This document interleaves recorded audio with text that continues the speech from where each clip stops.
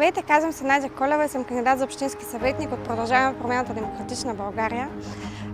Днес искам да поговоря с вас за образованието и за това, кое искаме да виждаме повече в образованието.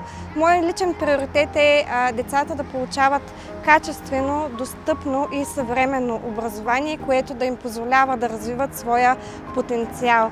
Затова една от целите, които съм си поставила, ако бъда избрана за член на Общински съвет, ще бъде да предложа един фонд, който да подпомага развитието на талантливите ни деца, за да се чувстват те и техните семейства подкрепени в този дълъг и труден път, който извървяват в момента, за да можем всички ние да се гордеем с техните дела, но също така да бъдем и част от този процес на израстване. Защото аз вярвам, че бъдещето на нашата държава зависи наистина от децата ни, колкото и да е клиширано това нещо.